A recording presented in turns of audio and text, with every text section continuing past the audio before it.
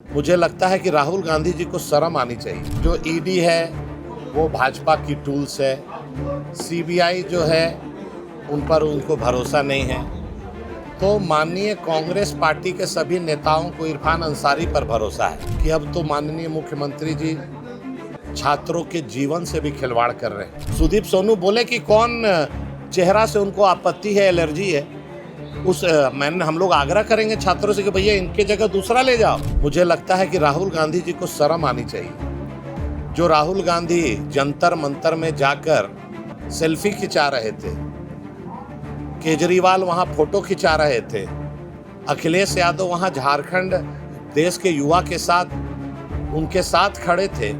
झारखंड के जो बच्चे हैं इस देश के बच्चे हैं, इनके साथ मिलने का भी समय नहीं है। सीमा में रहकर अपनी बात को रख रहे हैं। शायद झारखंड की सरकार गूंगी, बहरी और अंधी हो गई है। झारखंड के शालीन छात्रों के साथ खिलवाड़ कर रही है, उनके जान की चिंता किए बगैर उनकी सुनने वाली नहीं है। वो निष्पक्ष नहीं है। जो ईडी है वो भाजपा की टूल्स है, सीबीआई जो है उन पर उनको भरोसा नहीं है। तो माननीय कांग्रेस पार्टी के सभी नेताओं को इरफान अंसारी पर भरोसा है। काहे कि कमेटी में इरफान अंसारी को रखा गया है, तो इरफान अंसारी संकट मोचन है उनका। इरफान अंसारी जांच करेंगे कहाँ से पेपर लीक हुआ, किसने पेपर लीक किया।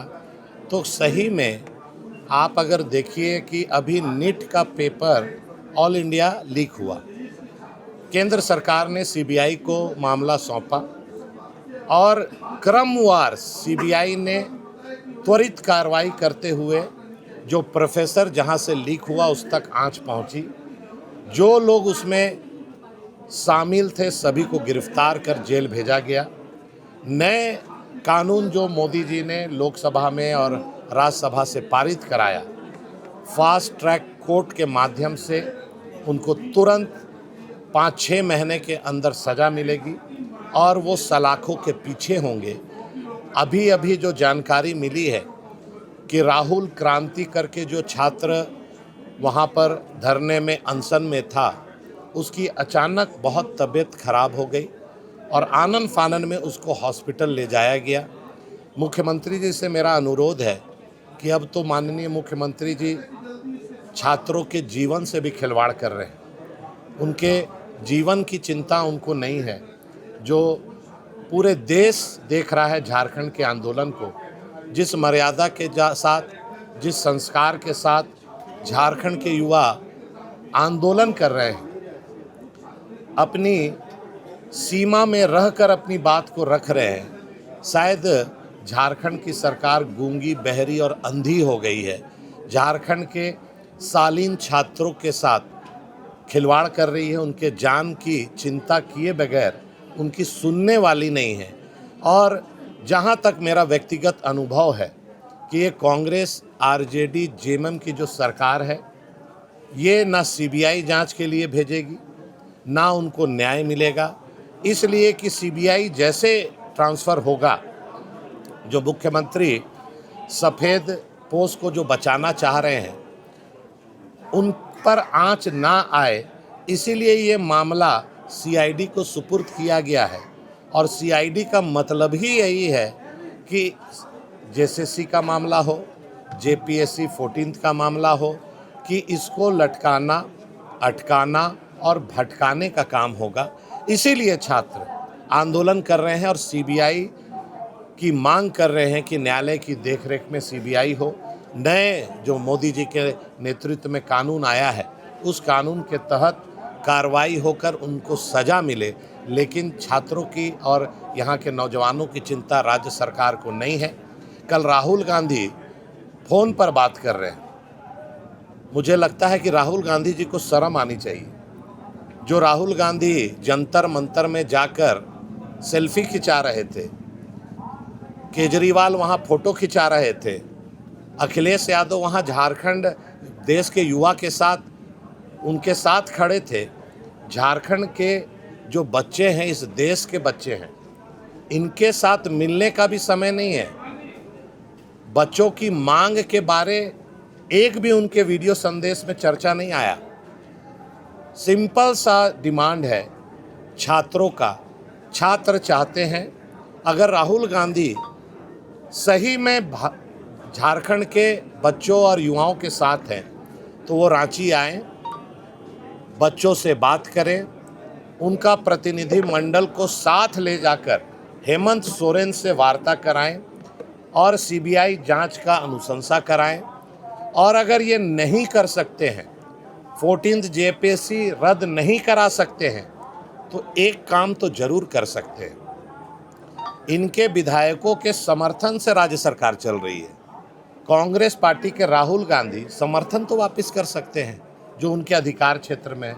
मैं मान लेता हूं कि हेमंत सोरेन कांग्रेस की नहीं सुनेंगे, लेकिन आपके बस में जो है आप तो वो काम कीजिए।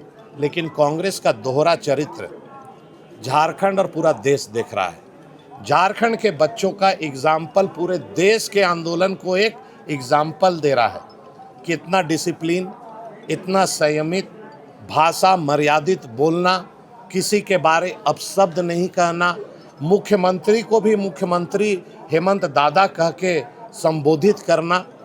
लेकिन मुझे लगता है कि उनकी शालीनता को ये सरकार अन्यथा ले रही है।